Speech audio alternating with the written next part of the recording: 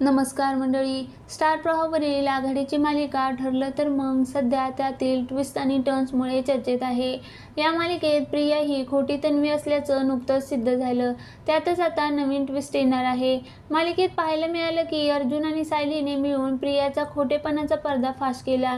तिची सगळी कारस्थानं उघड केली. इतकंच नाही तर ती खोटी तन्वी बनून सुभेदारांच्या घरात राहत होती हे पुराव्यानिशी सिद्ध केलं. त्यामुळे तिला जेलमध्ये टाकण्यात आले. त्यातच आता मालिकेच्या नव्या प्रोमोनं प्रेक्षकांचं लक्ष वेधून घेतलं. प्रोमोमध्ये पाहायला मिळालं की प्रियाचा खोटेपणा उघड झाल्यामुळे पूर्णाईला धक्का बसला असून ती आता सायलीला तन्वी समजू लागली आहे. त्यामुळे आपण खरी तन्वी आहोत या सत्यापासून अभिन्न असणारी सायली तन्वी असल्याचं नाटक करत आहे.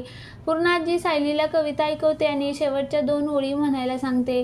सायली शेवटच्या दोन्ही ओळी चुकीच्या म्हणते. तेव्हा पूर्णाजी लहानपणी ही तन्वी शेवटच्या 2 ओळी चुकीच्या म्हणायची असं म्हणते. तर सायलीला सुद्धा लहानपणी आश्रमात सुद्धा ती चुकीच्याच ओळी म्हणायची हे आठवतं. त्यामुळे हा योगायोग बघून तिला आश्चर्य वाटतं.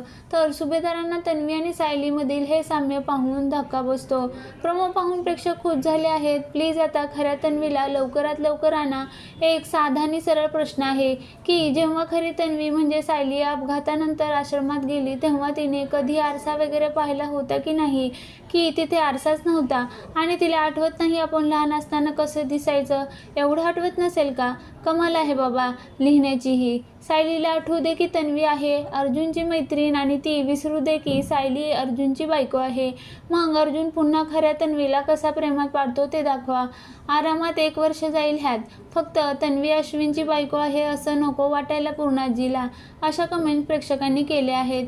सायली तन्वी असल्याचं कसं सिद्ध होणार? मालिकेत नवीन ट्विस्ट काय येणार? या प्रश्नांची उत्तरं मिळवण्यासाठी